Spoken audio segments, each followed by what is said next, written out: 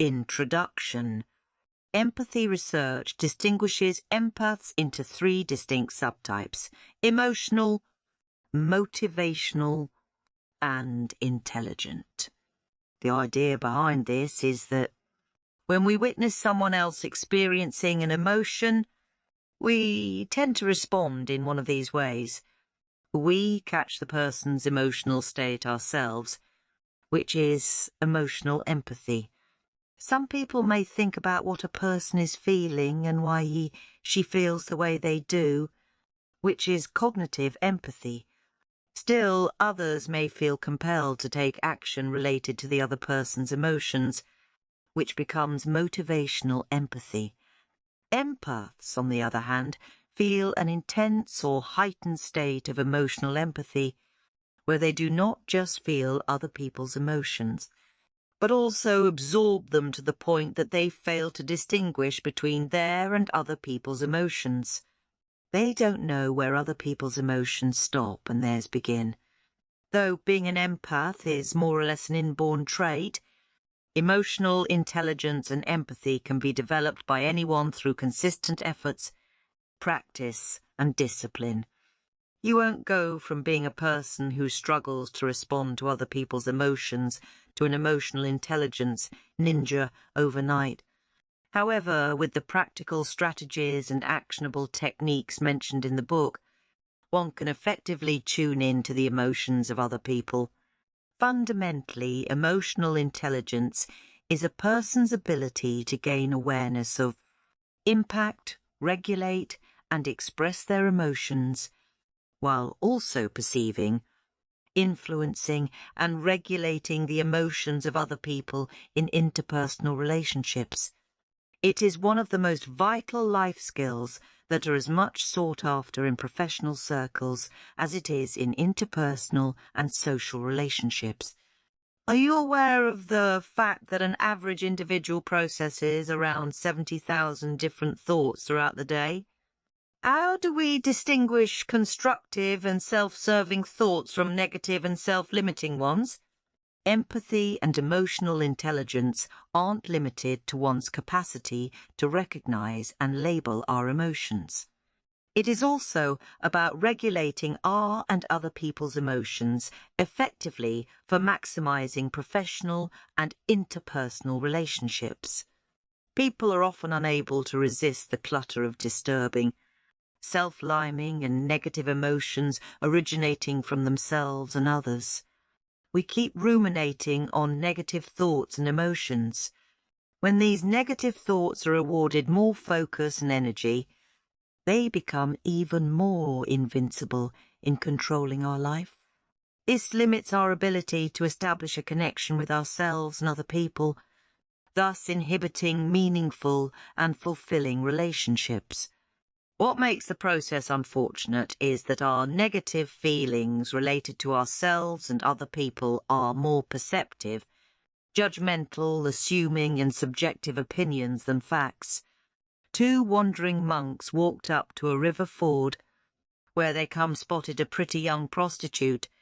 Scared of the strong river current, the lady requested the monks for help to cross the river. The only way to help her was carrying her to the opposite side. While one monk ignored her request and quickly moved on, the other picked her up, negotiated the rough river, and safely helped her cross to the opposite side. She thanked him and left for the remaining journey.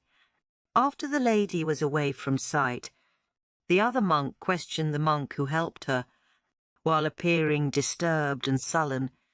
"Brother, don't you know we are monks?" Our spiritual learning urges us to limit physical contact with members of the opposite sex, and you dared carry a prostitute to the other side of the river. The monk calmly and contemplatively replied, "Dear brother, I left her on the riverbank long ago, but you are still carrying her." This is exactly what we do with our emotions and feelings. Instead of recognizing them and letting them pass, we latch on to the negative feelings that don't serve much purpose for more than their share of time. By developing emotional intelligence, it becomes simpler for us to go on with our journey by regulating our and other people's emotions instead of allowing it to control us. We unknowingly feed our negative emotions and make them more powerful. By developing greater emotional intelligence and becoming an empath through practical strategies, proven techniques and actionable tips, we can lead a more fulfilling and enriching life. This book presents some of the most effective and proven strategies for helping you build your emotional intelligence slowly and steadily over a period of time. As an empath, it is vital to identify and manage our emotions wisely to prevent being overwhelmed by other people's emotions. You must learn to balance your and other people's emotions or run the risk of living other people's emotions and lives for them, while completely overlooking your own emotions or life purpose. Empaths often struggle to understand where their emotions begin and where the other person's emotions end, thus struggle with emotional intelligence. The trouble is, empaths are hypersensitive, which is starkly different from empathy. While empathy involves placing yourself in other people's shoes to understand how they are feeling, being an empath is about absorbing other people's feelings and emotions as if they are your own. This creates a very thin line between the empath's own emotions and emotions dumped on them by other people, which make it important for them to know about identifying emotions and managing it at deeper level. Emotional intelligence isn't simply about recognizing and managing emotions, but also balancing emotions and knowing where to draw the line between you and other people's emotions. Chapter or net. Tuning in. C. Managing negative and destructive emotions. Few aspects of emotional intelligence or emotional quotient are as vital as being able to effectively deal with negative emotions to prevent them from overwhelming you in the long run, while also playing havoc with your judgment and decision-making. To change the way you perceive a situation, you must realign your thoughts about it. Let us consider some examples. Reducing negative personalization is an effective coping strategy for managing destructive emotions. When you feel negative about a person's behavior, avoid exaggerating his/her behavior or jump to extreme negative conclusions about it immediately. For instance, when your partner doesn't return your call or texts, you may be tempted to believe they are with someone else or purposely ignoring you because they don't love you anymore. We don't resort to balanced thinking in such circumstances. Though there can be several possibilities, we don't apply possibility thinking when something negative happens. It could be that your partner is busy, their phone is on silent, or they are driving, owing to which they cannot return your call or text. By using balanced thinking, we avoid personalizing their behavior. The seemingly negative behavior is perceived in a more objective light. Use possibility thinking next time you find yourself stuck in a seemingly negative situation or while dealing with so-called negative behavior. There are several possibilities that can lead someone to behave the way they do. Consider all these possibilities instead of staunchly personalizing it and believing that the person doesn't like you or is ignoring you. Look for evidence that is contrary to your extreme negative thinking. Did your partner not return your calls or texts on previous occasions to ignore or avoid you? Do they generally do things to make you feel ignored and neglected? If no, what is the evidence that there is truth to what you believe? If there's no evidence, there's no basis for your negative thinking. Understand that one of the reasons people do certain things more is because of them rather than because of you. Widening your perspective is integral to the process of increasing your emotional intelligence or quotient.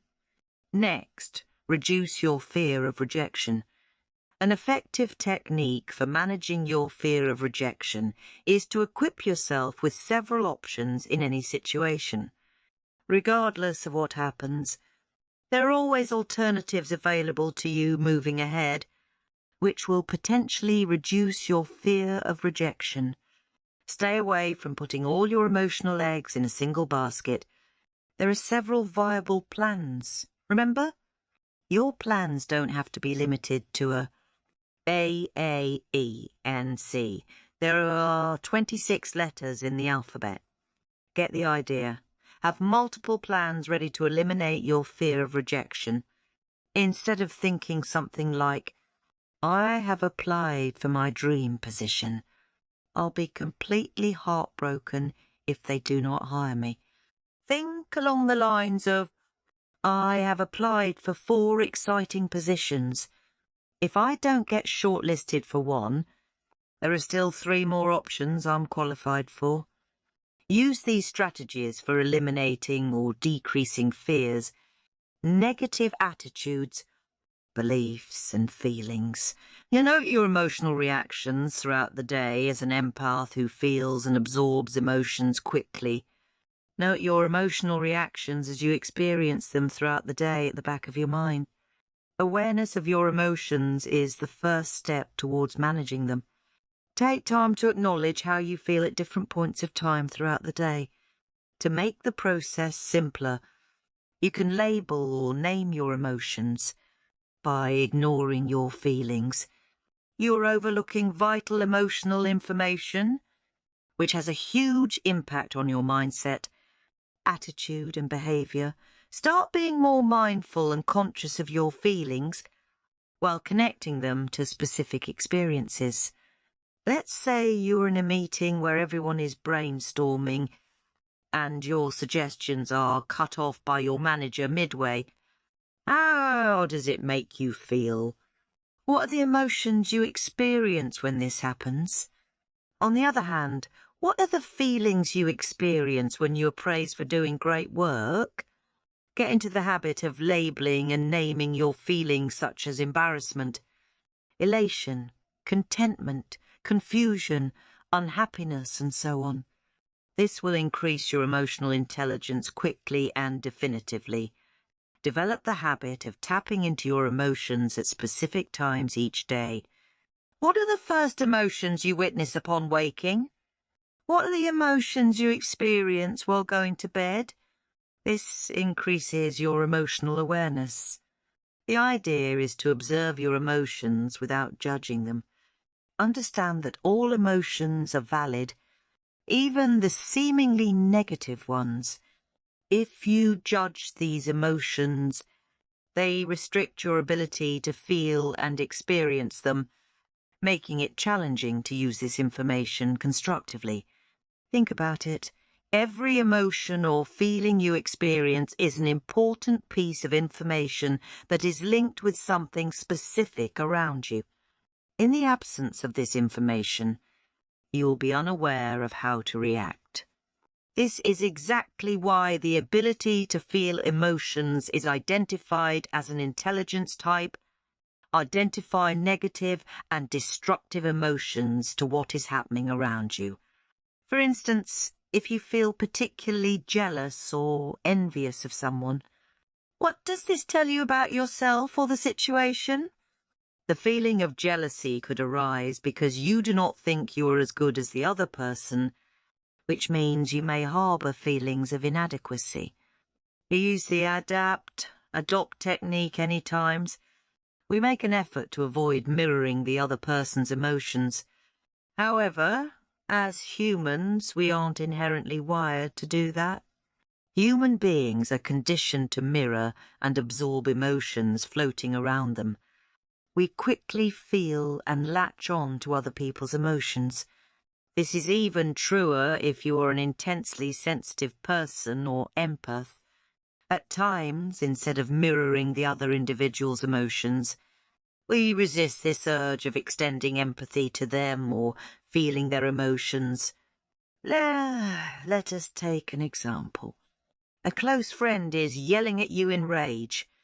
You realise they are angry and upset with you. You've probably been conditioned to believe that the best way to let go of the matter is by not offering any reaction. Instead of yelling or speaking, you stay quiet. Later, you go to calm your friend down. Now, things got even uglier. The friend thinks their emotions and feelings are beyond your understanding, or you don't even care to respond, react to them. You don't understand me becomes the key. As per your best knowledge, you were pacifying things. How did it backfire? Sometimes, according to the demands of the situation, we need to adapt to people's emotions. Taking the mighty street to resist mirroring their feelings doesn't help. Put yourself in your friend's shoes and understand their feelings, emotions. This lets you gain more comprehensive insight into their mental state. It also helps you identify where these emotions may be originating from. Do not attempt to distance or disconnect from other people's emotions to pacify the situation.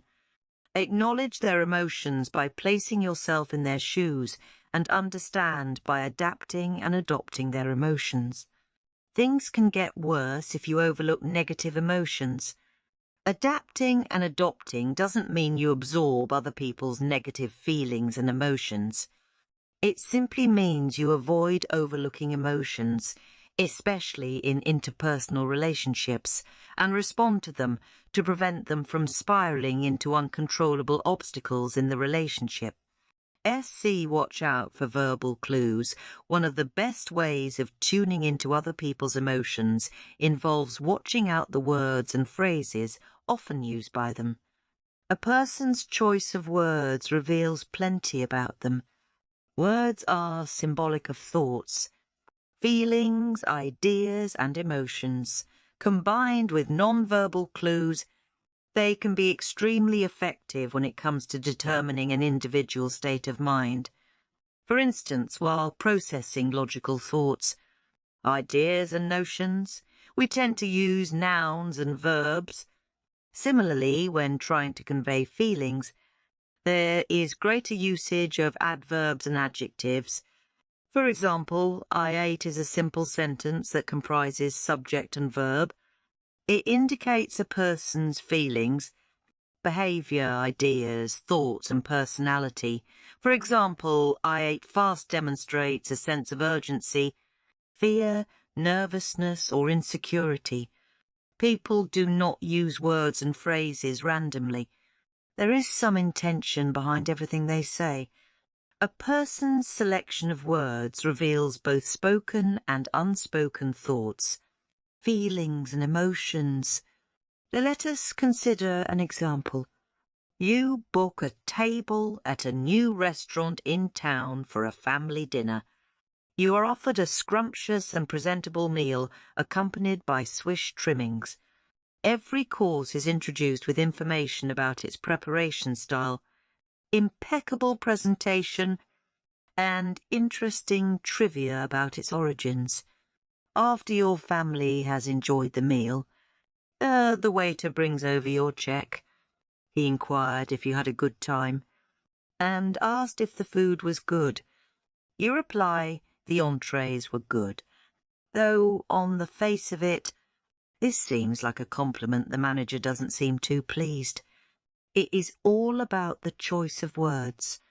You may not have said it, but implied it with your choice of words that you didn't think much of anything else except the entrees. Everything, apart from the entrees, was average or ordinary.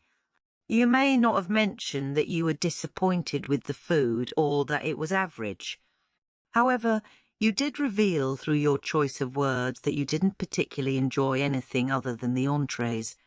People communicate as much through what they leave unsaid as they do with what they speak. Learn to tune in to the subtext of what a person says by watching out for verbal clues. Listen closely to a person's choice of words to understand what are implying to increase your empath and emotional intelligence abilities. Watch out for meta-language.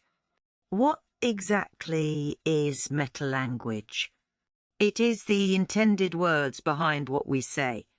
You may not say something directly, but it is implied through the usage of words and phrases. For example, if a person wants to get someone to agree to what he or she is saying, they may add an all right, done, or yes towards the end of their sentence, followed by a question mark. As an empath in progress or someone looking to develop their emotional intelligence, you must be able to identify these strategies to tune in to people's innermost emotions. So a person may say something such as, "I can't finish writing the report today as it's already past work office time. I'll submit it by early afternoon tomorrow." All right, make your emotional and empathy quotient stronger by tuning in to people's meta-language. Additionally, be more mindful of the sounds people make to give more meaning to their words. For example, sighing and moaning can reveal a lot about a person's emotions. Sometimes these sounds add more meaning to what the person is saying, thus making communication more impactful and compelling.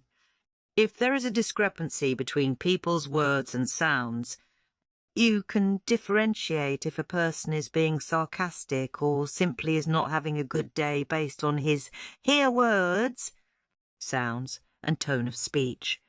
For instance, someone may say, "I am having a lovely day," followed by a conspicuous sigh, which reveals that the person is being sarcastic and actually having a bad day. Identifying or tuning into person's emotions becomes near flawless when words are combined with sounds. To watch out how someone speaks about others. Another effective and advanced tip for understanding a person's thoughts, feelings and emotions are by paying close attention to how they talk about others. In a personality and social psychology journal published research helmed by Simone Vazir and Peter Harms, it was noted that an act as simple as evaluating a person's negative and positive traits in 3 people revealed a lot about a person's own well-being. Social skills, emotional health, people's perceptions about them and overall mental state. It was concluded that participants who saw others in a more positive light held more constructive, encouraging and positive views about themselves too. Similarly, participants who viewed others in a negative light held a more self-limiting and negative perception about themselves.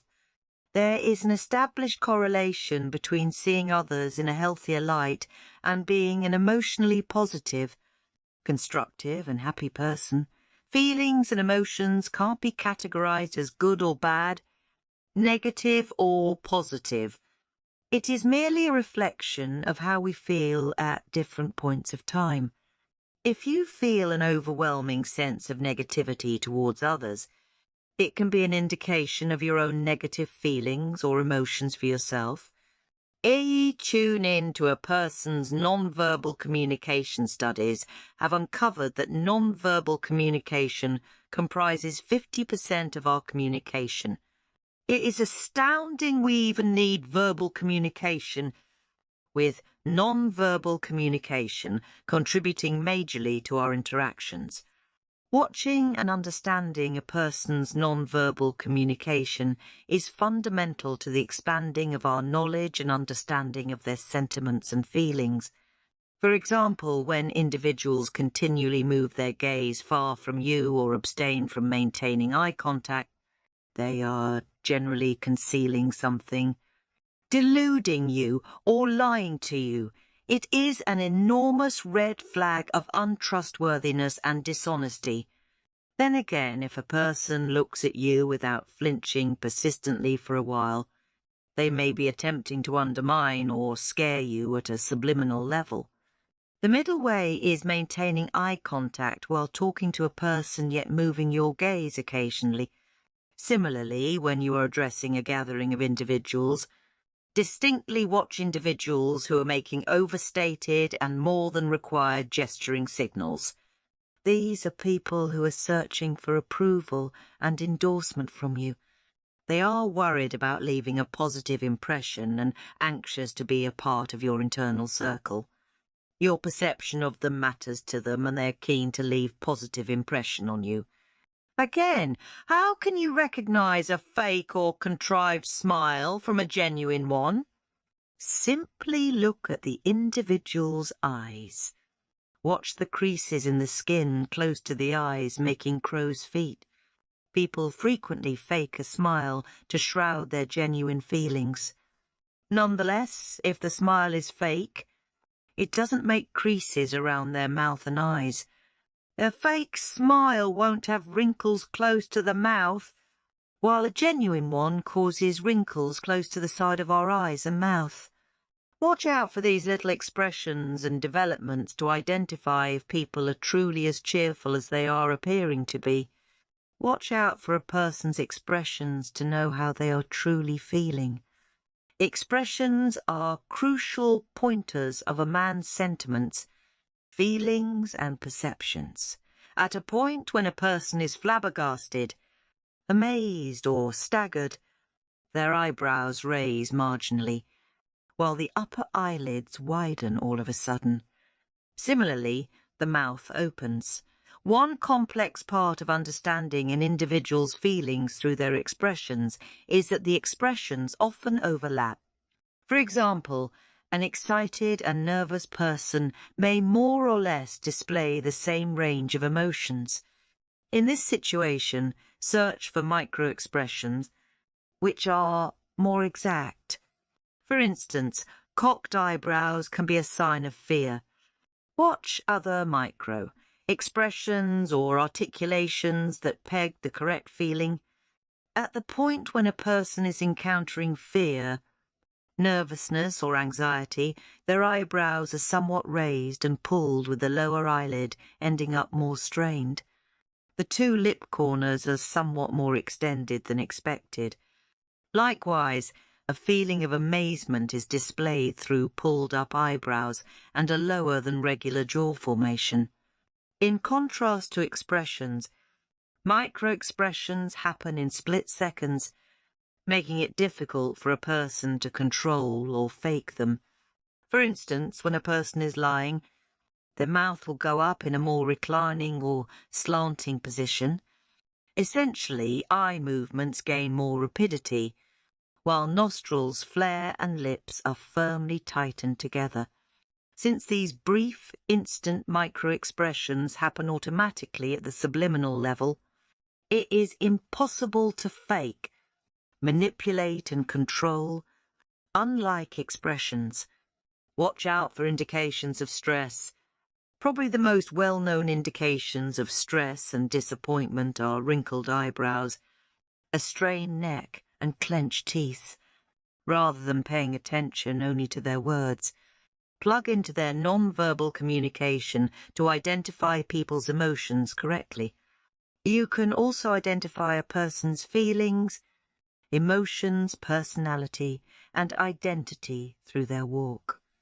Individuals taking heavy strides with a more low-gravity walk tend to be hurt or disappointed. It can also be an indication of misery and bafflement. Watch individuals who walk with a loose and moderate pace. They are usually pondering about something. Self-assured, aspiring, engaged, and constructive individuals quite often walk quickly and in a uniform manner. These are people who are passionate about their goals. You can infer a great deal about a person's activities, musings, and feelings by observing their eye movements. The human eye developments are closely connected to the brain's cerebrum region. Certain cerebral activities prompt eye movements that are more similar to a reflex activity or automatic developments.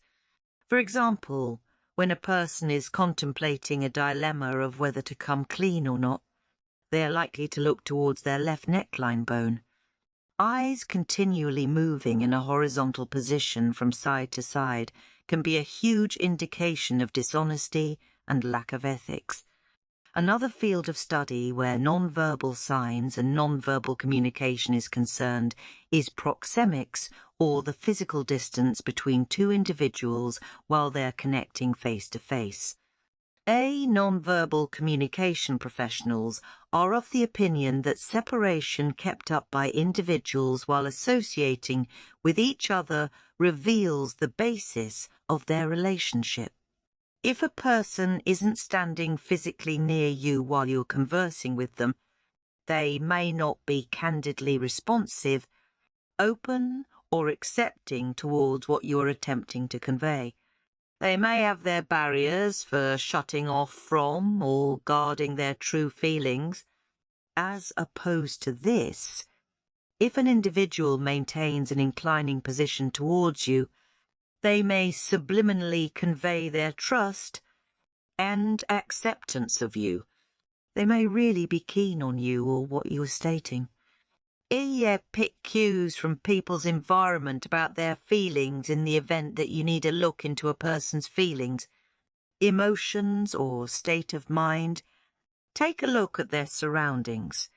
For instance, a grimy, jumbled and muddled space may indicate a lack of focus or enthusiasm. Again, an unkempt space may just mean the individual is excessively tied up with something, leaving him or her with no time to clear their surroundings.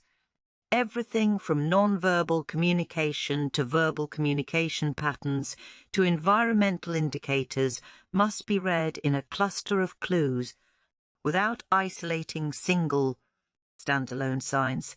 Also, look for the context of a person's verbal and non-verbal communication. Continuously watch for a group of clues to make your readings more precise.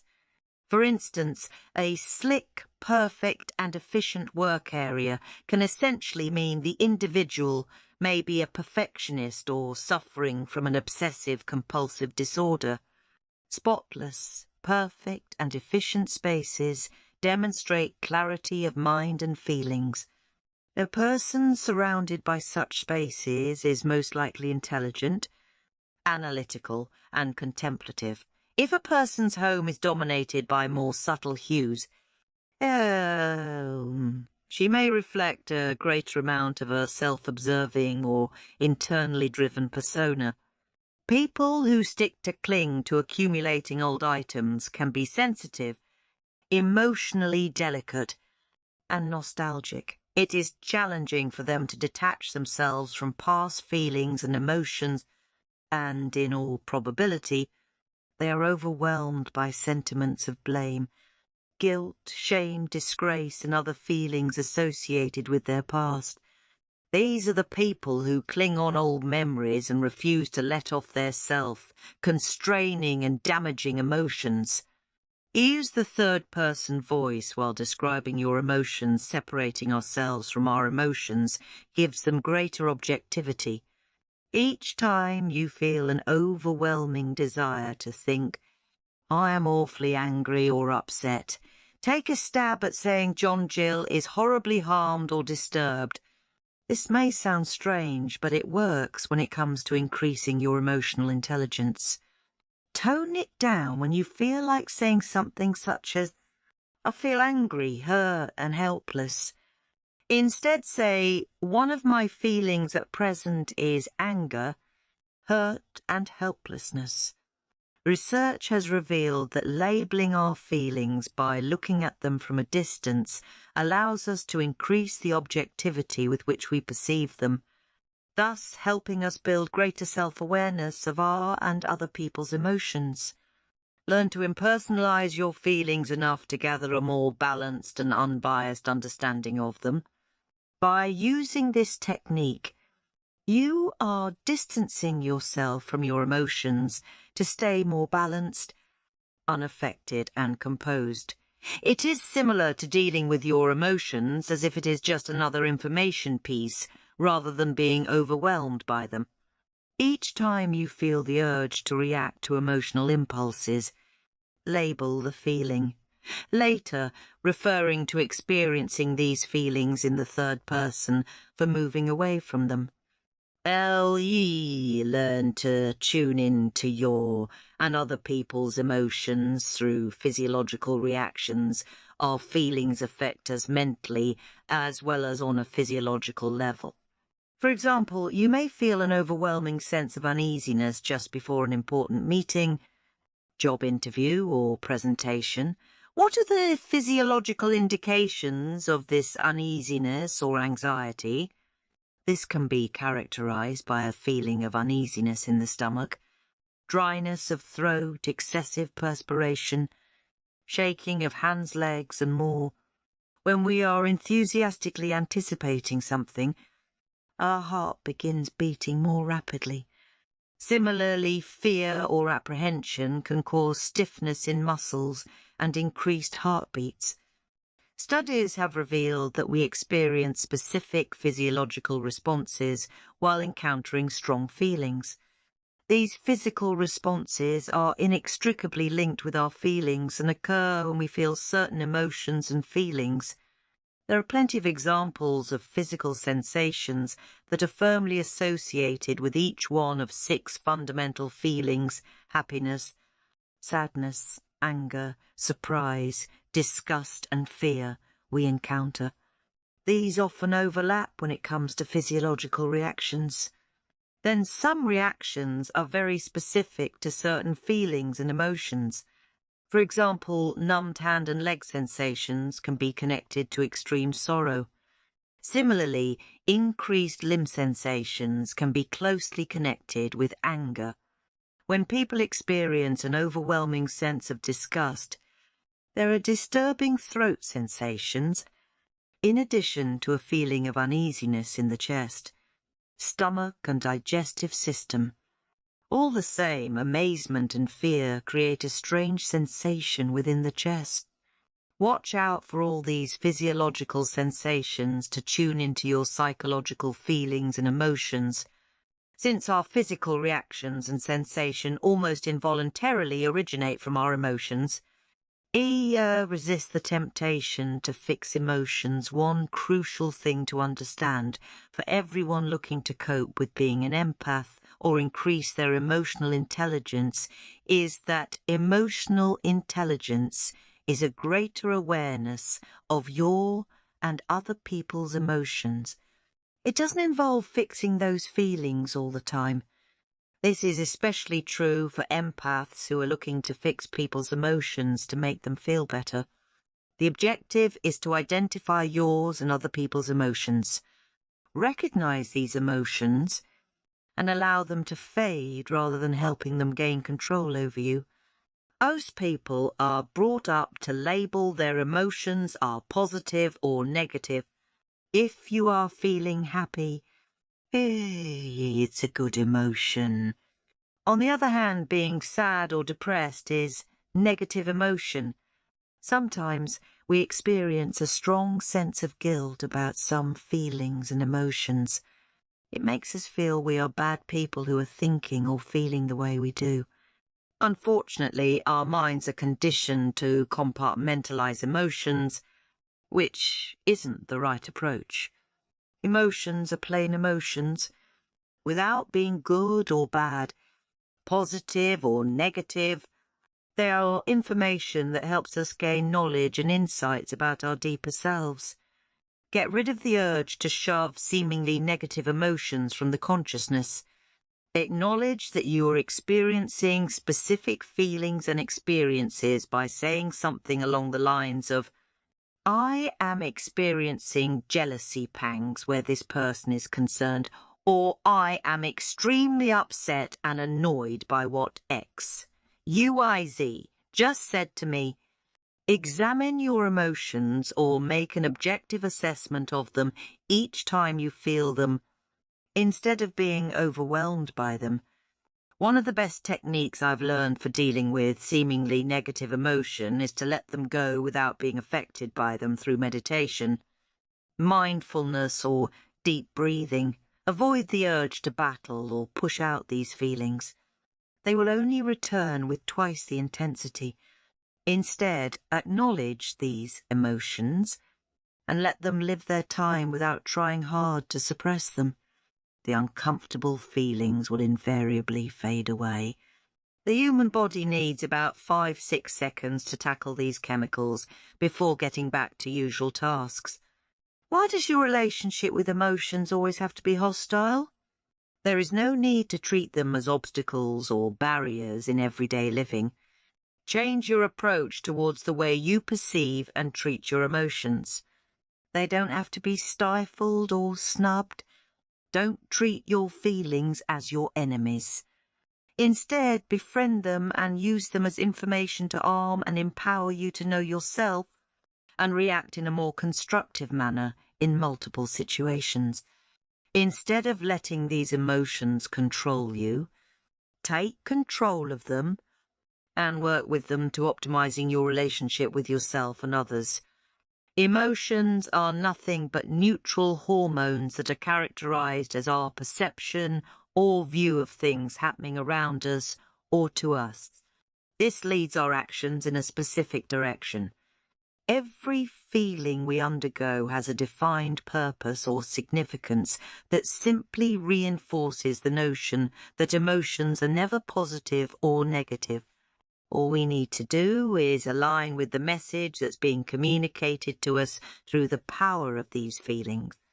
For instance, if you are experiencing a deep sense of fear about something, you will invariably work towards taking the required steps in the direction of eliminating the fear or protecting yourself from perceived danger. Similarly, coping with sadness or loss helps you recognize elements that matter the most in your life.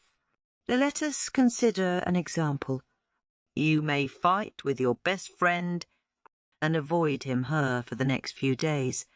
This can make you unhappy and depressed. Thus, even this emotion of unhappiness is information that bonds of friendship are important for you and that the relationship is not worth losing over small matters. In this manner, sadness and unhappiness isn't such a negative emotion. It increases your awareness about what holds value in your life. Tuning into our feelings help us understand what is important in our lives, thus allowing us to use them as channels for identifying our true feelings related to people and situations and using them constructively. The number one rule for gaining greater insights, awareness and understanding of your emotions is to stop evaluating and suppressing them. Maintain a dream journal. One of the best tips for empaths or anyone wanting to increase their emotional intelligence is closely tuning in to their subconscious mind to observe a pattern of feelings, emotions, thoughts, beliefs and experiences that are beyond the realm of the conscious mind. Often, emotions that we are unable to deal with getting repressed into the deeper layers of our consciousness, which we have minimal access to. Thus, these deeper layers of thoughts, feelings and emotions can be unravelled through the medium of psychic experiences and dreams. Dream journals are valuable to your spiritual, psychic and intuitive growth. They not just give you an idea of your innermost emotions, fears and thoughts, but also increase your connection with your intuition or inner voice. You learn to tune in to your deepest feelings through the medium of communicating with your subconscious and unconscious forces while the conscious mind is resting. Our dreams can guide us through challenging situations and increase our sense of awareness about our true feeling. Dreams occur in several forms such as nature, symbols, literal instances, aspiration-based visuals, and much more. It can comprise past life experiences and signs that can't be easily deciphered. Avoid judging the content of your dreams. Simply accept their guidance and understand they are trying to communicate to you. If you have trouble recalling your dreams, try consuming a large glass of water before going to bed. This keeps us stimulated for waking at night, probably even in the middle of a dream. Even if you manage to recall it in bits, The implications and meaning will help you gather deeper information about yourself from it. Begin by placing a notepad and pen beside your bed. Pick a pen that lets you record things upside down so you don't have to sit up and write. On awakening, lie still. Minimize your movements. Remember, each movement you make may take away some bits of the dream from your consciousness. The idea is to be as still as possible to gather as much of the dream as you can. Slowly bring the dream from the realm of the unconscious mind into the realm of the conscious. Recall it in as much detail as possible. Go over your dream several times within the mind. Play it in your mind in graphic detail. Visualize it multiple times through the mind's eye. As you keep seeing it over and over again, more details will come up. Absorb these details and the emotions behind them. Next, give your dream a title. It can be anything from a visit to a place to the fear of something to meeting a long-lost friend to just about anything. I often saw these dreams about going unprepared for a class test or suddenly finding out about a test as soon as I entered the classroom. This was way after I graduated from university. I decided to title this recurring dream, Fear of Being Unprepared for Tests. It helped me detect a theme or pattern in my dreams that I wasn't aware of earlier. I could also organise my dream and emotional information more effectively. Write down your dream in as many details as you can recollect. What clothes were you wearing in the dream? Where were you? What was the setting of your dream? Who were the other people with you? What were the underlying feelings and emotions you experienced in the dream? Were there any real feelings and emotions that accompanied your dreams? Keep separate section in your notepad for recurring dreams and emotions. Observe the underlying pattern or emotions in these recurring dreams. For instance, my dreams about fear of being unprepared for a test could imply uncertainty or anxiety about the future. It may imply I had a fear about dealing with life situations that I wasn't prepared for or a future that I hadn't expected. There is a clear pattern to our dreams. They don't just happen randomly or sporadically. There's always a precise reason behind what we see and experience in our dreams. When you finish penning your dreams, take time out to read the notes at a later time. The most important thing to do as soon as you awake is to record the dream, since you may miss important details later. Once you've recorded all the details, reserve a later time for going through the notes to understand its underlying emotions, feelings, thoughts, themes, and recurring patterns. Don't attempt to interpret the dream immediately. If it is too ambiguous or vague, you have a tough time trying to decipher it in a simplistic manner. There may be multiple complex and interwoven or overlapping emotions involved, which can make the process of dream interpretation a daunting task. However, try to relate these dreams to what is currently happening in your life.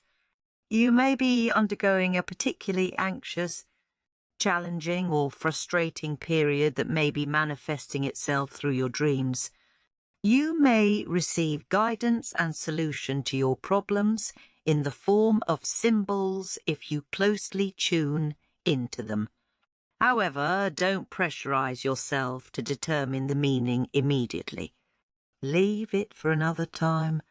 Simply mention the date, theme, and details and connect these themes at a later time. Some people like to do a weekly or monthly evaluation of their dreams to observe a clear pattern or theme in all their dreams, which can help them gather more information about their emotions or guide them about a particularly perplexing situation. Use your intuition generously while working with your dreams. Your intuitive resources are extremely powerful and help you establish a connection with your deeper, inner self for insights that are beyond the understanding and awareness of the conscious mind.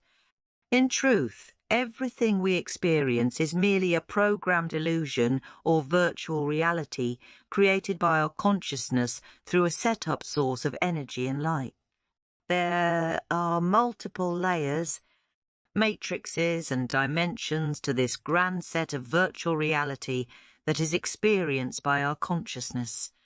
Through these mediums, our souls undergo specific emotions and experiences. These elements often follow patterns of ethereal geometry and keep playing in loops, thus forming an illusion of a standard, linear time. During the slower movement of the third dimension, we experience much of these linear time forces. As one transcends from their conscious awareness into dreams, the person is released from their physical body into an experience grid that is one with time and is able to seamlessly move from one grid to another, pretty much like you are floating or flying in within different spheres or realms.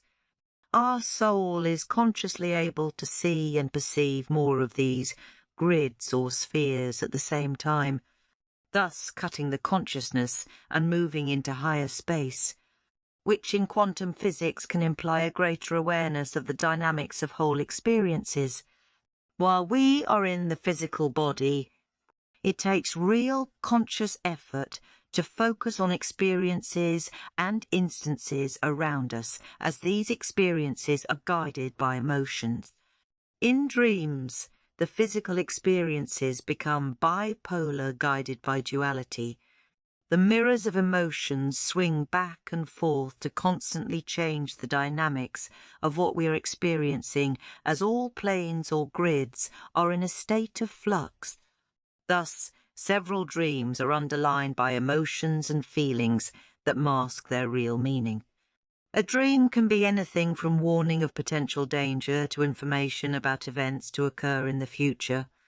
Do not forget that dreams that occur to us while we are napping are 10 times likelier to be recalled than regular dreams.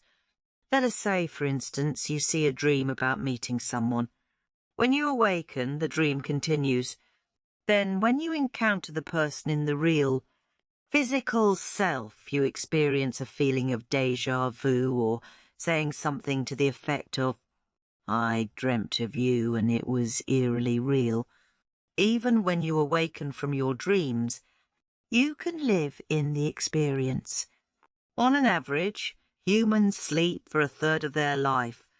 This means there is plenty of potentials to tune in to your emotions, to listen to the soul's communication and evolution.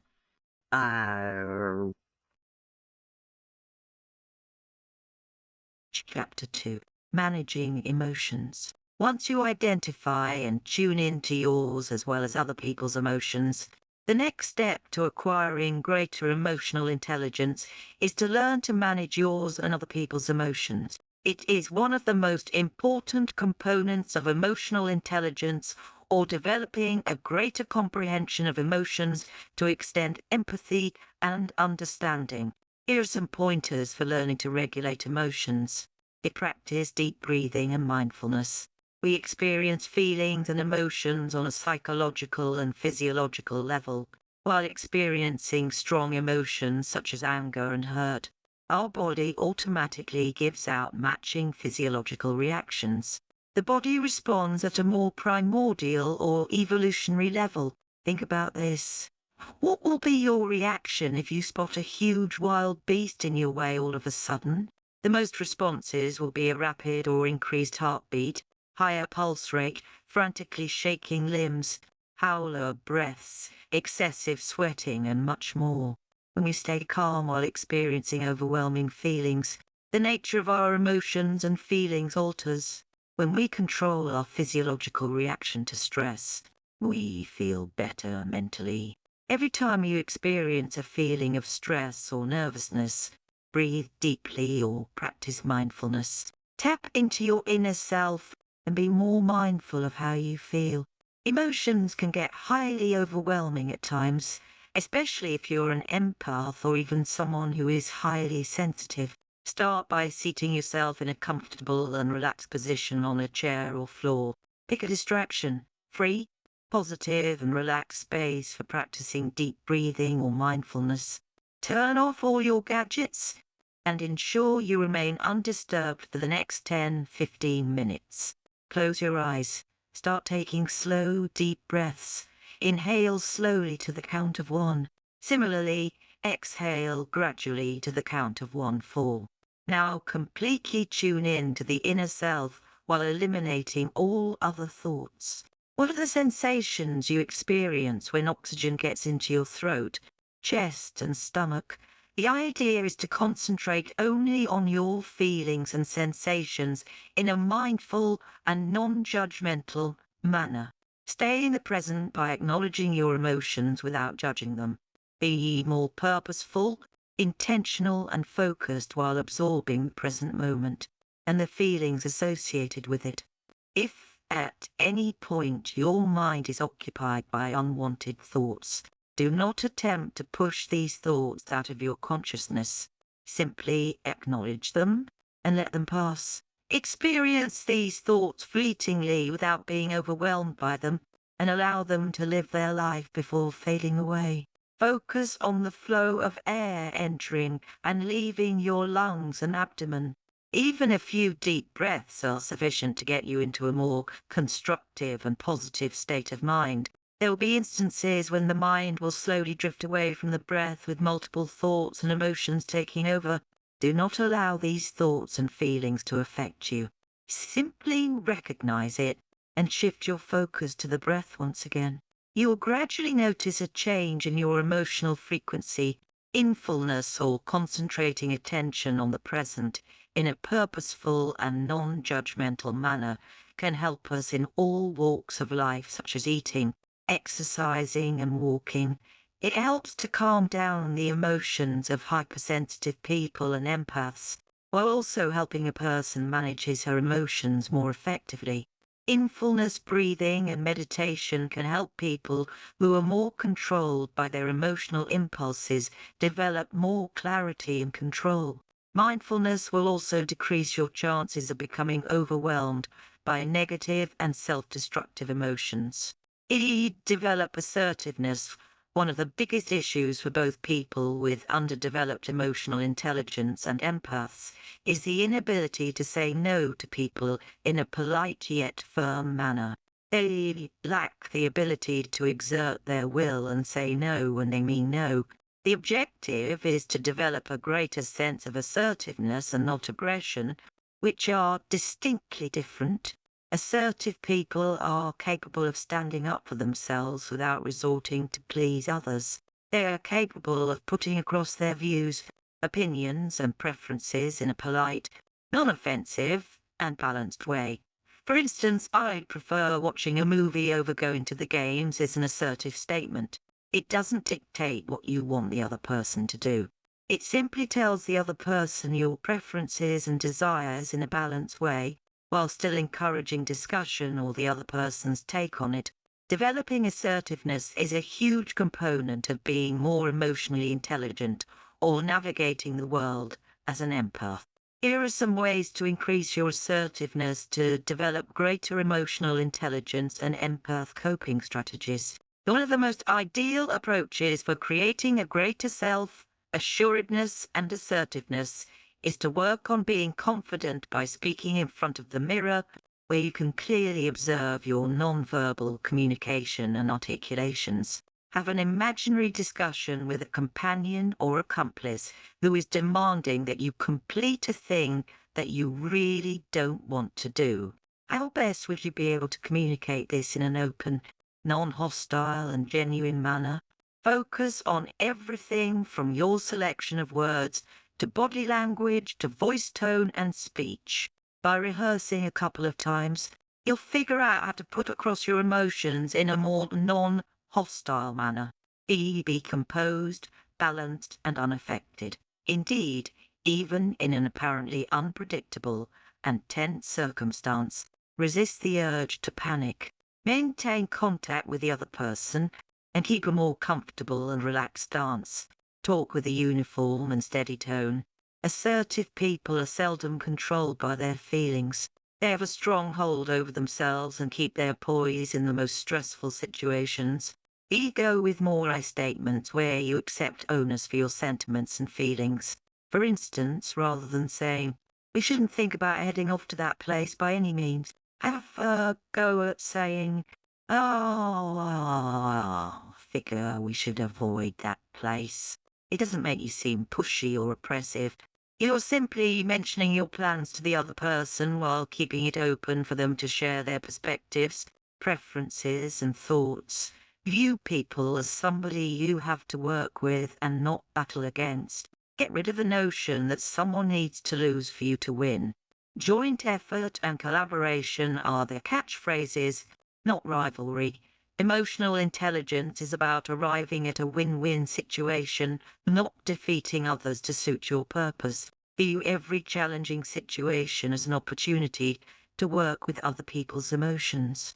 This will help you build and channelize more positive connections. Abstain from perceiving others as foes. Instead, think of them as partners and work towards arriving at a win-win equation. Avoid feeling regretful about supporting yourself. There should be no trouble in refusing individuals or standing firm when something doesn't fit with your needs, goals, or preferences. Figure out how to stop feeling guilty about refusing people by converting negative self-talk into more positive and constructive mental chatter. For example, I am not a good human being because I didn't lend cash to my friend can become, I have the right to be financially steady and not endanger my monetary security. Reframe your guilt and regret about saying no to others in a more positive way of standing up to your needs and interests. Watching out for your interests instead of allowing others to take advantage of you doesn't make you a bad person. Empaths often feel guilty about watching out for their own needs in a bid to absorb other people's feelings and emotions, and even feel responsible for them. Another effective method for increasing your assertiveness quotient is pretending to stand up for a close friend or family member who is in a similar situation like the one you currently find yourself in. Will you stand up for the close friend or family member? Will you take a firm stand when you realize that someone is taking advantage of them? Then why is it so tough to stand up for yourself? Visualize standing firm for someone you deeply care about. It is simpler for us to represent somebody we care about than ourselves. Get into the habit of communicating your emotions, needs, desires, objectives, and preferences clearly. Avoid thinking or expecting that people will simply comprehend what you need without you stating or mentioning it. We expect people to understand our emotions and preferences without talking about it freely, thus creating greater scope for conflict. Be open and clear while discussing your needs, opinions, and preferences. Empaths often avoid sharing their true feelings and emotions, even feeling guilty about it because they feel they are burdening the other person by openly and freely articulating their emotions. A huge component of being an emotionally intelligent empath is developing the ability to express yourself in a non-hesitant and self-assured manner. Let us consider an example where you wish to place an order for a meal. Will you simply order any sandwich or ask for a ham spread over rye with a thick cheddar slice, lettuce and tomatoes? If we can be so precise when it comes to placing our order, why do we hesitate to articulate our needs in relationships? Be open, authentic, and respectful while communicating with people. Plug into other people's verbal as well as non-verbal communication patterns, which will help you develop a better understanding of people's emotions. Learn to respect and appreciate differences.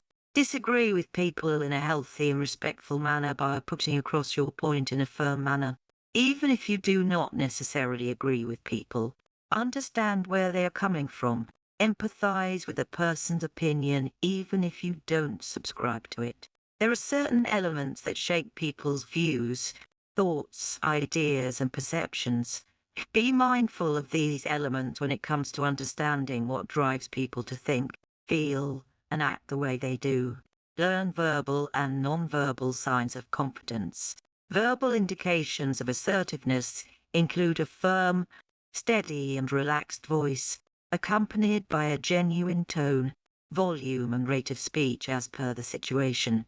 The objective is to convey respect, authenticity, politeness, and firmness. Non-verbal clues of assertiveness include, but are not limited to, active listening, maintaining eye contact, keeping an open and relaxed body language, and smiling. Set boundaries and limits as an empath.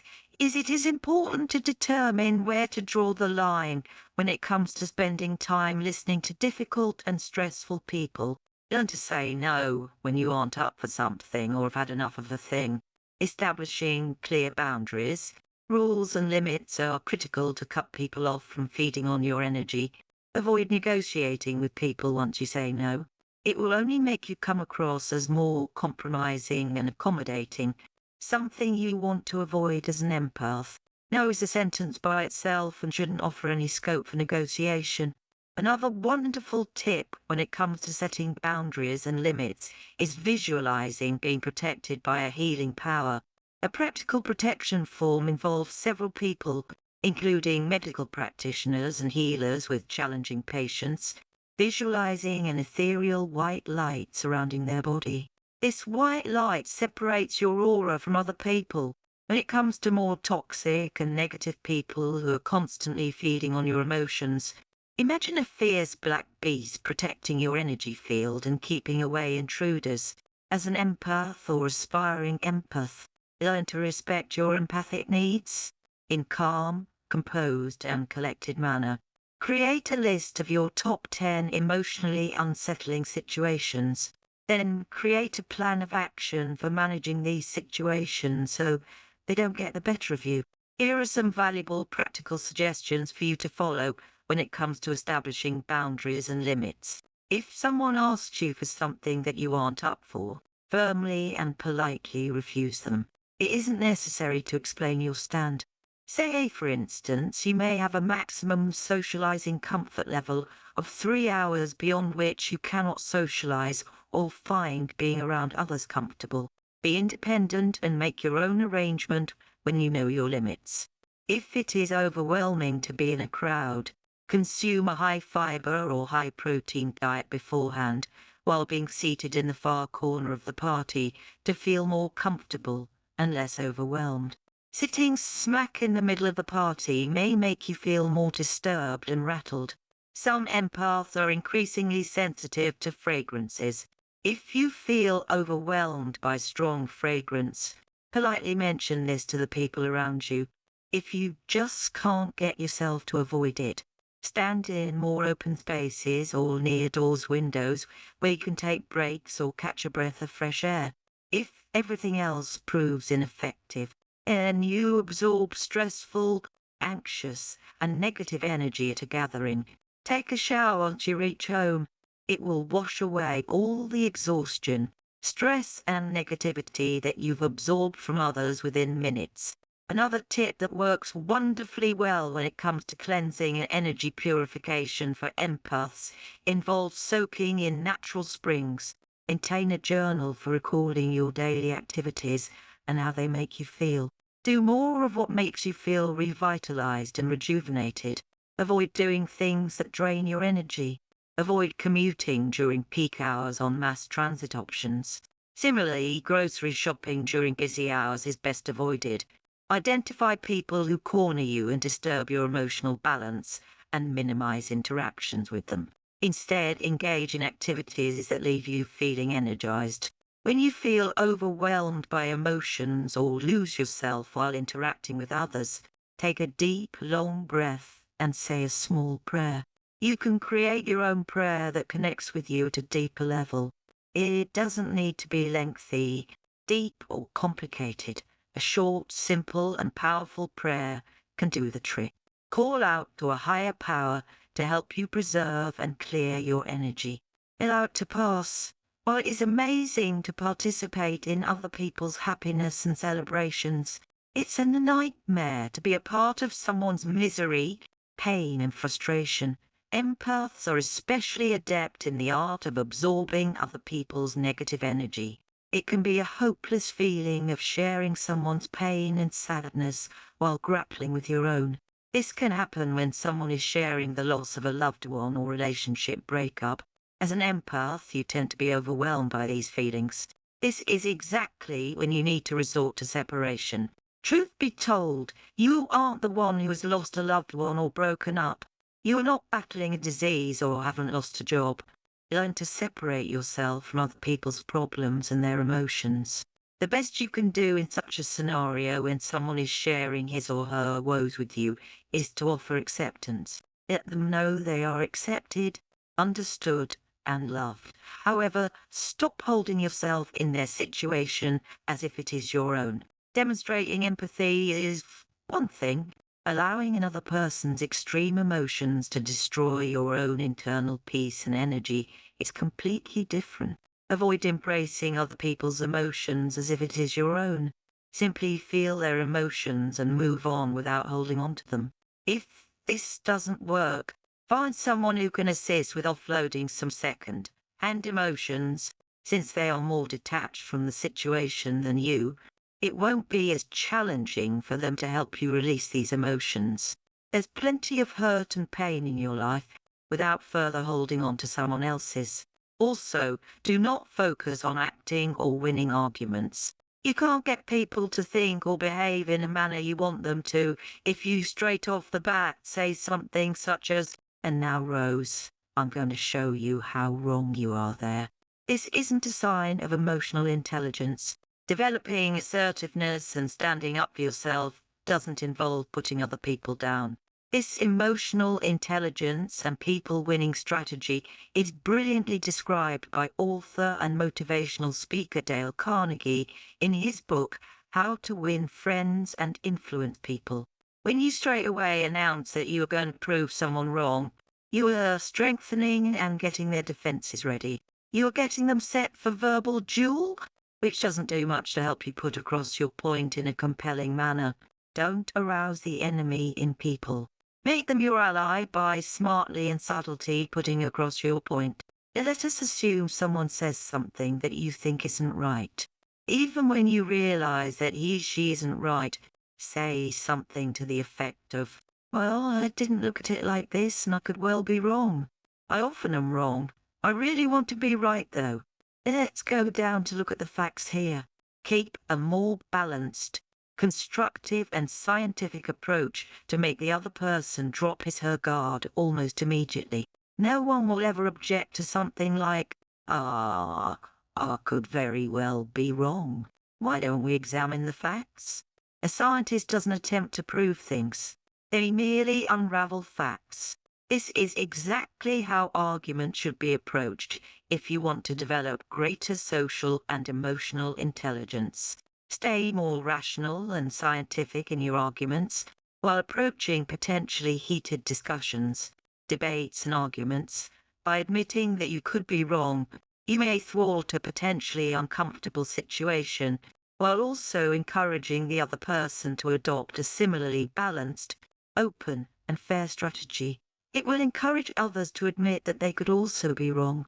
On the other hand, if you realize a person could well be wrong and mention it straight off, you run the risk of them proving you wrong.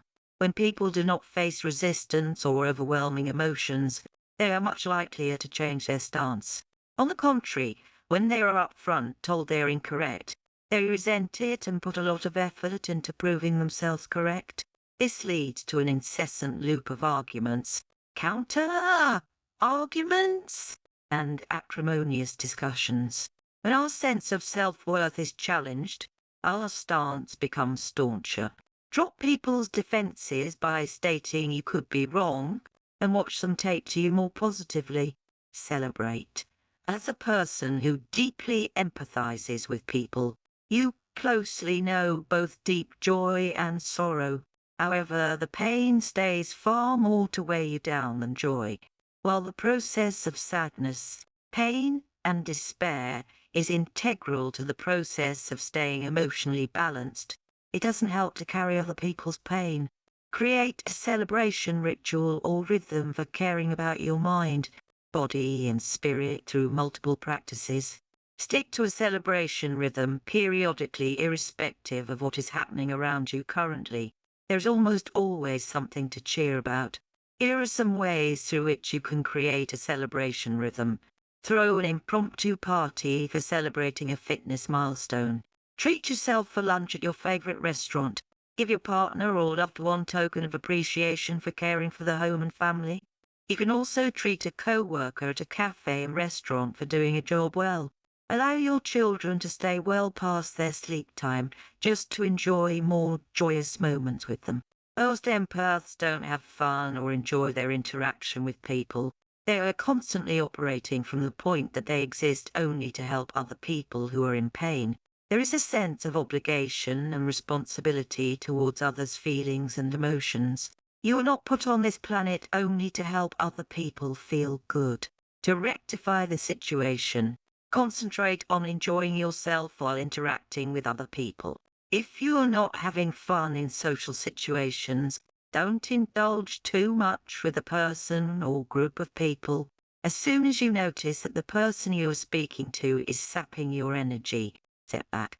Give priority to your fun in social situations rather than focusing on others. On the face of it, it may sound downright selfish, but fact remains that empaths need to alter their approach to care for their needs. Use your empathy. It is a powerful gift that allows you to connect with and understand people at a deeper level. Instead of burning yourself out with this power, ensure that you lead a balanced life that allows you to demonstrate it towards other people without building resentment or overwhelming yourself. Use it for empowering yourself and other people, a huge part of which is caring for yourself. Daily exchanges can be highly revitalizing and rejuvenating for empaths. However, they can also be draining. Record how interaction with others makes you feel. Being an empath doesn't simply involve meditating, mindful breathing, or yoga for energizing themselves or cleansing their energy. You can do anything therapeutic, such as baking cookies, gardening, sculpting, knitting, and other similar activities. This can also be effective when it comes to boosting one's energy reserves. Avoid watching the news while we're on the topic of managing emotions. One of the first things for empaths to do, in order to watch out for their well-being, is stop watching the news. This isn't about living in a burrow and ignoring things that are happening around you, as some people would say. It is about survival and preserving energies for an empath. While watching the news can be bad for everyone, non-empaths aren't as much affected by it as they don't assume other people's pain, suffering, and negative energies as their own, which isn't the case with empaths. They won't play the visual of a kid shot on the street for days in their mind or grieve the mistreatment of animals. They will invest all their energy in feeling other people's painful energy. Non-empaths take in the news mentally and can't release it without allowing it to capture their souls. However, an empath sees this differently. Each time they view or read terrible news, it affects them at a deep emotional and psychological level, almost as if they've experienced it themselves. If this wouldn't happen to another person, it would be happening to the empath. They carry the sadness, misery, pain, and suffering as their own for long. Each time you watch terrible news, you absorb negative energy like a sponge. The greater the amount of negative energy you absorb, the higher will be your sense of fear, despair, stress, and exhaustion. Stop watching terrible news stories right away if you want to adopt more survival skills. Trust me, nothing disastrous happens to you if you miss the day's breaking news. Some people have made it their mission in life to post horrible stories, never likely to happen events, and the most terrible images on their social media feed. Limit your exposure to these people by changing your settings. These posts will have deadly headlines with graphic images that are guaranteed to disturb your state of equilibrium. Do not let something you just browse through online leave you in a disturbed state of mind throughout the day. Stay away from insane drama and emotional disasters. You can either unfriend these people or opt to change settings to avoid seeing their posts on your newsfeed. Stick to an exclusive group of inspiring associates and friends who help channel your energy in a positive direction. You don't have to read everything that's posted on everyone's feed. Pick and choose the messages you expose yourself to as an empath. Stay away from energy-sapping discussions. There are several people in your life who will narrate horrific stories or incidents and leave you emotionally scarred without realizing the impact of their actions. You may well explain things to them about how these information pieces devastate you at a deeper level, and they will still continue without being mindful of your thoughts, feelings, and energy. When people do not respect your boundaries, it is all right to walk away from certain people, situations, and discussions. People can talk in graphic detail about tragedies and the world's ailments. Some negative people actually take pleasure in talking about all the negative things around the world or court misery. It doesn't do you any good to know the terrible things happening around the world or engage in discussions about the planet's troubles. It isn't ill-mannered or rude to step back from these conversations. It is simply about watching out for your well-being, contentment, and peace of mind. You do not listen to expose yourself to pain or disaster that you can't do anything about. One of the most devastating feelings that empaths grapple with is helplessness. They want to ease other people's burden as if it is their own. When they are unable to do this, they become stressed and eventually affect their physical, mental, emotional, and spiritual health. If a friend confides to you about domestic abuse, you may be able to help by alerting the authorities or guiding them towards finding help. Similarly, those passionate about becoming the voice or the voiceless can fight for animal welfare and dedicate time towards helping strays get adopted. If a co-worker is suffering from cancer, talk to them about it by being a source of encouragement, inspiration, and support. The crux to managing your emotions as an empath is not exposing yourself to other people's miseries that you can do nothing about. There's nothing much you can do to console the relative of a victim of a shooting that's happened halfway across the world. When you know you aren't in a situation where you can do anything about alleviating someone's pain and misery, stay away from it. Limit exposure to it or avoid responding to it. You will not be able to reach out to the victim's family, which will only end up making you feel stressed, anxious, and depressed.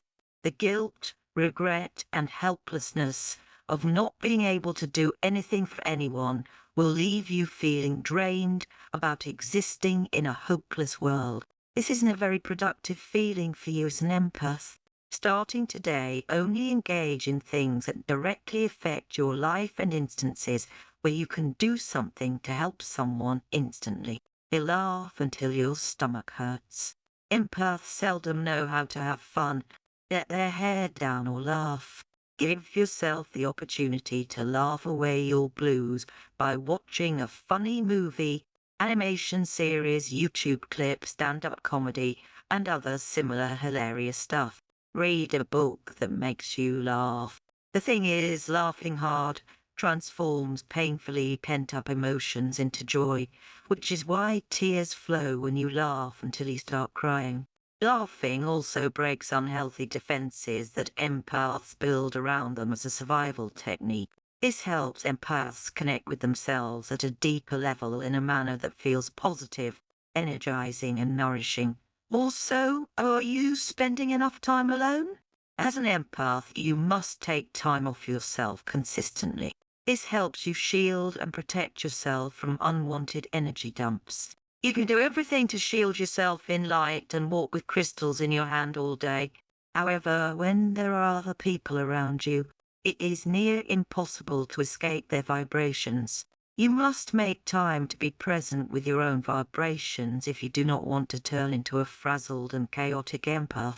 Eating and drinking healthy, to be emotional, physically, and spiritually healthy, empaths must focus on maintaining a healthy heart chakra, which is the basis of their power and vitality. A healthy heart chakra vibrates at a highly positive frequency. Green is the color of a healthy heart chakra. To instantly revitalize and energize the heart chakra, consume foods and drinks that are high in chlorophyll content. Start consuming green vegetables and green juices that'll keep your heart chakra thriving green. Bring the vibrational energy in your field while recharging the heart with its staple dose of energy. Eating greens like avocados, spinach, olives, and other similar stuff can be wonderful when it comes to boosting your energy chakra health. Chapter 3. Energy Cleansing. When you are an empath, you invariably end up absorbing other people's negative energies or becoming a dumping ground for them to offload their energy. Empaths are known to be wonderful people, due to which people often take advantage of their positive, loving, and healing qualities. One of the most unfortunate things about relationships for an empath is that etheric cords of relationships with family, partners, and friends may remain even after the relationship doesn't exist. The best way to overcome this is by cutting the cords. To cut these cords, all one has to do is visualize a person with whom you've been in the relationship and see a cord actually being cut. Wish the person well and say something along the lines of, "I am now releasing you in love, goodness, and light." There are several simple and advanced methods of cutting the cord. Before you hit the bed each night, ask yourself this question: do I still have any connection or attachment with the cord I encountered today? Do I still feel anything for the cord I came face to face with today? Does this cord serve any constructive purpose in my life? If you still find some connections, break the cord again, release the relationship, and bless the person all over again. Do this until you are able to completely break free from the shackles of this painful relationship and don't feel emotionally tied down to it. Keep checking every few says if the cord still exists or has been released. If you feel the cord is still lingering, seek professional help in the form of counseling or therapy. The cord may be too deep for you to release without professional intervention. The cords can run deeper than you imagine. They may be attached to a chakra or energy field. Unless someone recognizes themselves as an empath, he or she is not likely to understand that his or her negative, unwanted, and unhealthy emotions can rub off on another person, especially in a way that could affect the person's energy alignment in a negative manner.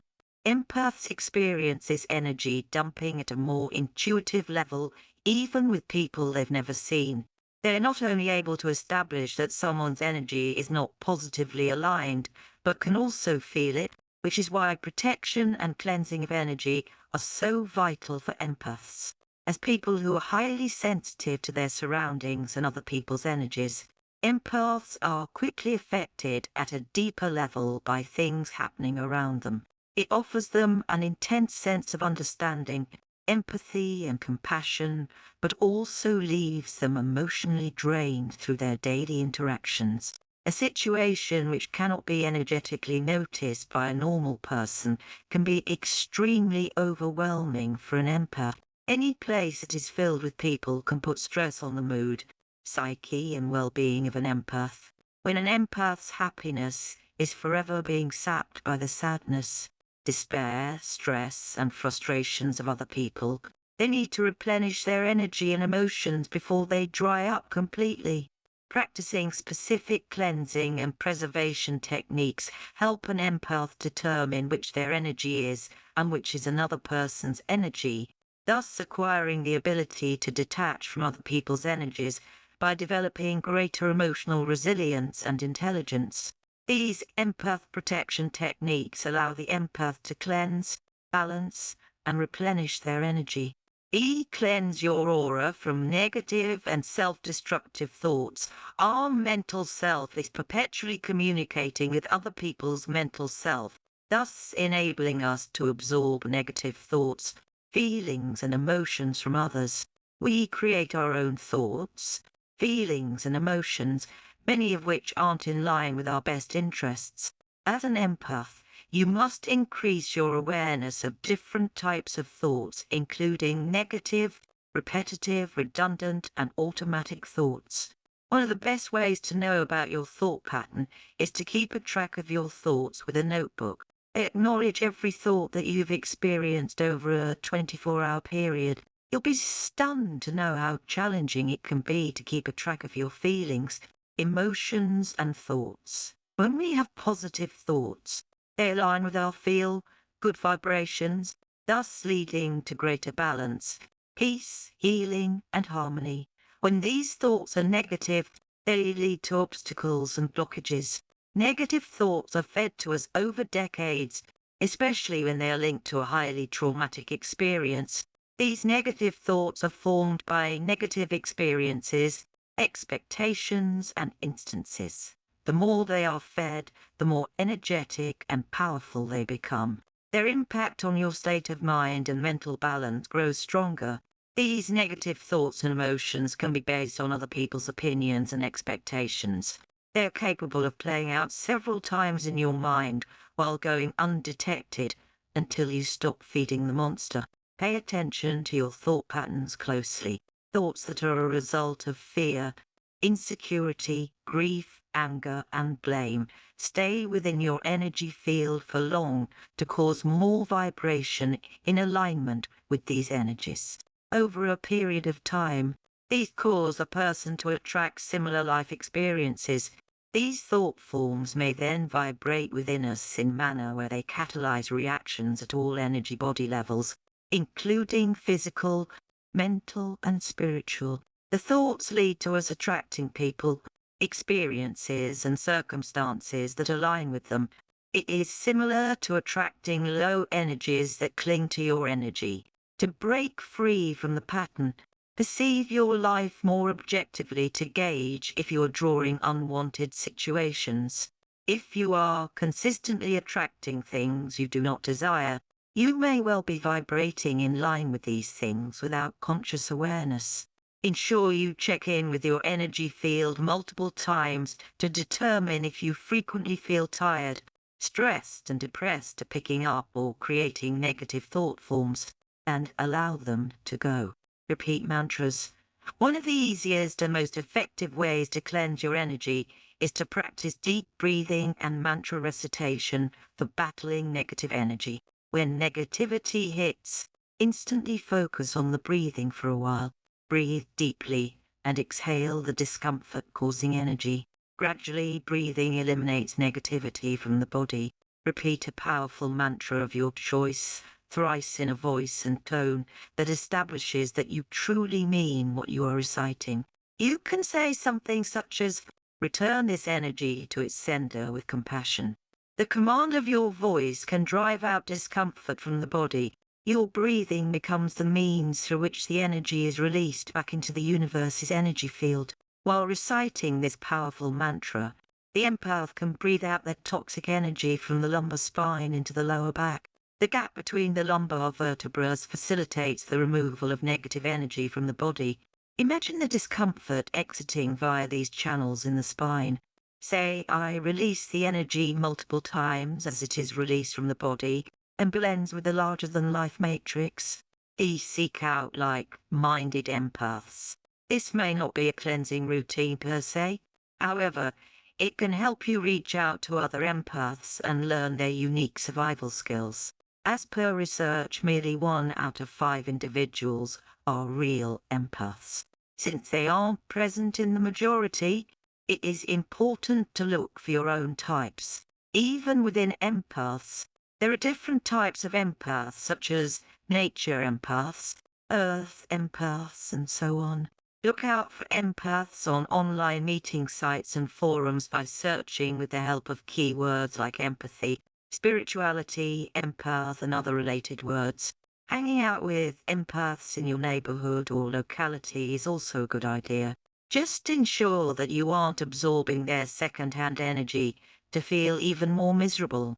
The idea is to connect with each other to build a support group that offers greater positivity, inspiration and encouragement and doesn't leave you even more drained. Websites such as Meetup.com can help you find fellow empaths to hang around with. Learn about people who've had experiences similar to yours on social media and connect with them at a deeper level to adopt their coping strategies. Online media stimulates your feelings and emotions. It can cause everything from sense of happiness to sleeplessness to helplessness. Empaths are hypersensitive to energies floating in the physical as well as virtual plane. This means you have to ensure you don't spend unnecessary time trying to engage in activities that do not restore positivity, empathy, and sensitivity in you. Nurture yourself by engaging in a healthy balance of online and offline activities such as meditation, yoga, long walks in nature, and so on that nourish and restore your spirit. Empaths can be their own best friends in several ways. Each act is a space and water cleansing ritual. Empaths can develop an internal and external cleansing ritual that helps them maintain equilibrium within an important energy center, the sacral chakra.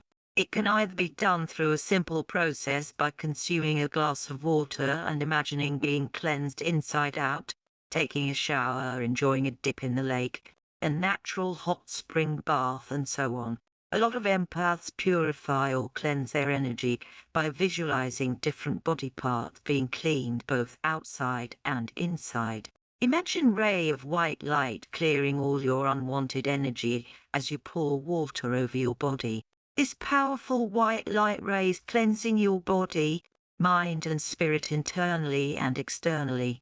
Empaths can also use techniques such as Reiki to purify energy around their physical space. There are multiple Reiki techniques that allow you to cleanse the energy or purify spaces around you to leave you feeling more nurtured, positive, and energized. Place tiny saltwater bowls. A cup of water mixed with 2-3 tablespoons of sea salt works fine. In the corners of your room, home, office, or any space you want to purify. Let the bowls remain in the given space overnight so they absorb all the old, unwanted and negative energy from the space. Discard these bowls the following day. This is a wonderful daily practice for empaths to clear their physical space off from unwanted energy. Your home is a sacred space where you come to escape all negative energies that cling onto you. One solid tip for protecting the purity of the space or protecting yourself from damaging emotions is to form a crystal grid around the space. Black tourmaline is an increasingly protective crystal. Keep a black tourmaline piece at the entrance of house, room, or office to keep negative energies at bay. If you are already feeling overwhelmed by the negative energy, place a tourmaline piece in every corner of your room with tiny sea salt water bowls to absorb the negativity. Practicing sage purification with the purpose of warding off unwelcome energy that has accompanied you home keeps your space and spiritual psyche free from being clouded by the day's negative and destructive energy. As the empath sages, the purifying smoke should be allowed to waft into regions of the room which attract most traffic. Pay careful attention and do not avoid areas such as closets, doors, and windows. Once this emotional palette cleansing method is mastered, start setting healthy boundaries within your aura. Take these steps for preserving and protecting your energy as an empath, which will allow you to view the world with a more inspiring and positive perspective by stabilizing your mindset and mood. As an empath, you will closely learn to recognize which is your energy and which energy is simply being dumped on you from external unwanted sources. You will learn to determine exactly when the influence of your energy ends and the energy of other people begins. Another popular purification technique is giving yourself Reiki every day to cleanse all the built-up energy. Start by giving yourself Reiki for 5 minutes each day. Gradually increase it to 7 minutes and finally make it 10 minutes per day. This simple yet powerful practice will help protect and preserve you energetically. Each time one taps into Reiki, which is the universe's purest energy form, there is an automatic alignment that forms a protection envelope over you. There have been innumerable instances where Reiki practitioners were able to effectively detach from other people's negative energies. You can learn to give yourself Reiki by enlisting the help of Reiki master near you. It may take you several days to work with your energy and understand the power of using your sensitivity or empath gifts to help other people or transform their lives while still retaining your energy. One of the most important things to keep in my mind in your journey as an empath is, in order to become a beacon of inspiration and transformation and lead others, you have to look after you well. Being an energy preservation, you can stay within your energetic power only when you are capable of caring for, nurturing and preserving your own energy. Learn to cleanse and purify yourself within your own energetic power instead of centering yourself on other people's negative energies. Another technique that works wonderfully well for some empaths when it comes to purifying their energy or space is the introduction of fresh flowers. These are flowers you feel attracted or drawn to at an internal level. They offer an instant boost of energy and emotions that help you repair, nurture, rejuvenate, and reboot your body, mind, and soul. The preservation and nurturing happen at a deeper level when elements of nature are involved, because at some level we are all connected with the universe. When we align with nature, there is a greater sense of positivity and oneness with nature. Fresh flowers can also be extremely therapeutic and healing. Visualization and crystal meditation. This is another fantastic energy cleansing method for empaths. Start by being seated in a distraction-free, calm, and relaxed space. Close your eyes. Visualize shielding or protecting yourself from unwanted and negative energy. This helps in creating the necessary energy boundaries between your and other people's energies. There are multiple visualization techniques for empaths. Use the first one in the morning immediately after waking, and before going to bed at night. Stand still and take deep breaths while outstretching your arms. Visualize yourself with a big knife cutting through the physical body, as in creating a cutout of your form. Visualize the knife eliminating your energetic ties, negative energy, and unwanted attachments. This lets you align with releasing the energy of unwanted emotions that hold you back. While practicing this visualization, empaths can also hold a piece of black tourmaline in every hand. In many instances, empaths visualize a circle of light encircling them, where every individual's thoughts, feelings, and emotions stay. While interacting with other people, we make it a point to draw from everything that is true for us, instead of how the other person is feeling or what they need to listen to at the moment. Think about situations when you are having a particularly emotionally charged conversation with a person. As empaths, we often feel like altering our words, a method of delivery and actions based on how the other person is responding or feeling. In certain cases, this allows us to confuse our most sincere efforts to assertively state something the other person needs to know. For instance, we may put an end to a romantic relationship, but we may face trouble stating it because we think the other person may not take it too well.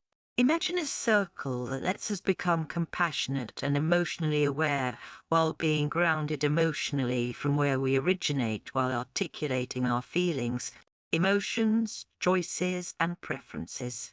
The next visualization practice involves preparing yourself mentally before experiencing a stressful situation. For instance, as an empath who may work in the midst of a lot of people, getting into the right mindset is important before entering space where you are likely to encounter a lot of people.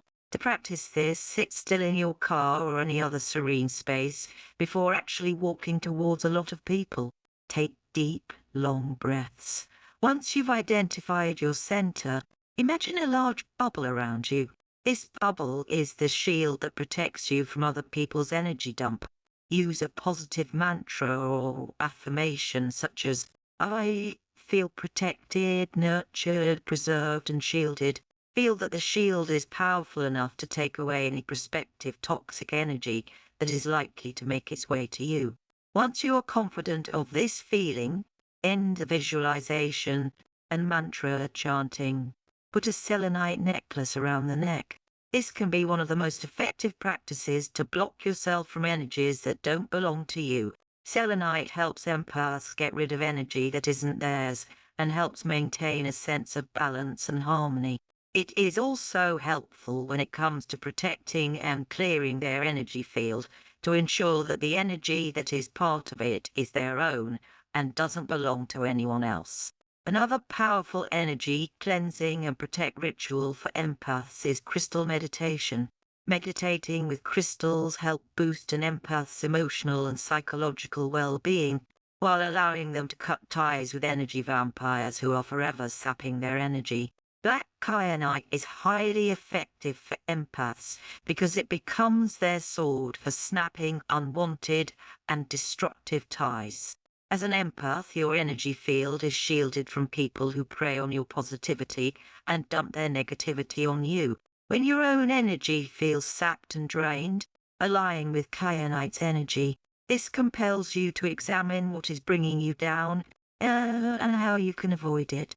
You will learn to distinguish between your and other people's energy, thus releasing energy that doesn't belong to you or energy you are forcefully stuck with. This will initiate the process of releasing pent-up toxic negativity. These crystals work with all energy chakras to get your energy field into alignment. Keep black kyanite in the hand while applying all over your body quickly as you visualize cutting ties with unwanted and destructive energies originating from others. You follow your dreams.